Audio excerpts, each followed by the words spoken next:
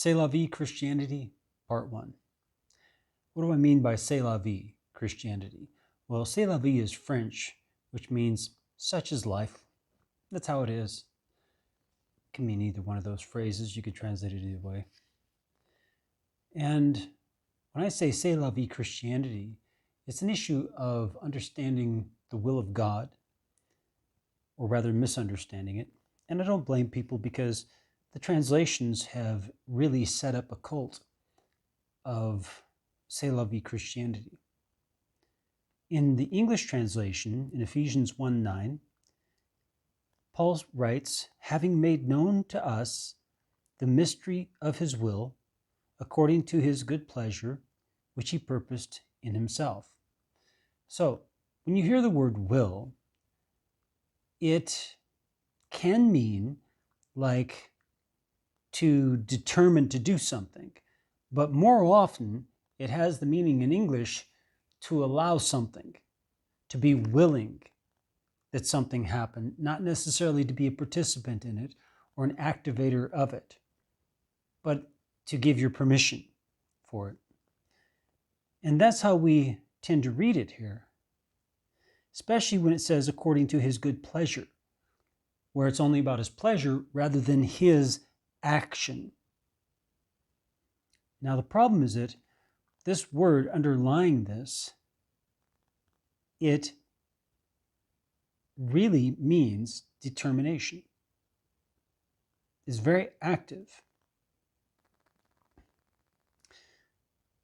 And the word mystery is not quite tight enough. Secret is more tight to the meaning of the Greek word. Having made known to us the secret of his determination.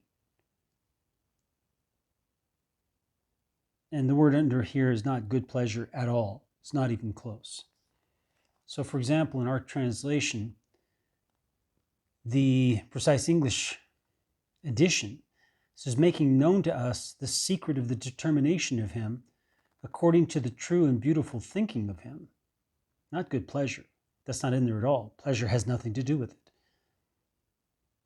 According to the true and beautiful thinking of him, which he himself places before in him. Okay? So determination without good pleasure at all, it's not in the Greek at all. And putting it there in the English, together with the word will instead of determination, waters it down so much that it makes God look passive, like he's just giving his permission. And if anything happens, then that just proves that God allowed it to happen, and therefore that's his will. But the word will doesn't mean that. It doesn't mean giving permission for it. It means determining to do it. And just because something happens doesn't mean that God determined to do it. And that's the point. And so you have Christians who will say, well, it didn't happen, so it wasn't God's will. Or it did happen, and so it is God's will. That's even worse. That if it happens, then it must have been God's will. No. Was it God's will that Adam and Eve should sin? He allowed it to happen, but it's not what he determined to happen. He did not determine evil to occur. If God had determined evil to occur, then that would make God evil. And God is not evil. If he allowed the possibility of evil to occur, that doesn't make him evil. So there's a difference. So just because something occurs doesn't mean it was the determination of God. So now we look at two things. God, he allows some things to happen.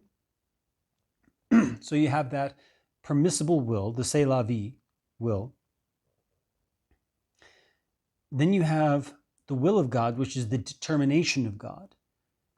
Now, when we say that we should do the will of God, does that mean the permissible will of God? Well, we can't help but do that. So that's not what it's talking about. If it's not permissible, we can't do it. It's not possible. If God allows something to happen, then that's possible. If God doesn't allow something to happen, it's impossible. And so we can't do the impossible. Only with God can we do what is impossible, meaning then it is possible. So then it falls within the allowable will of God. So to talk about doing God's will, when talking about the permissible will of God, the c'est la vie will of God, it's an absurdity. So when we talk about doing the will of God, we're talking about doing the determination of God, what God determines to be done, not what he allows to be done. So he doesn't allow things to fall upward in the air. They can fly upward in the air. They can jump upward in the air, but they can't fall upward in the air. You can only fall down. And that's how God made it. He allowed for one thing and he disallowed another. So if you say, well, I'm going to do the allowable will of God, well, that's absurd. Of course you're going to do the allowable will of God.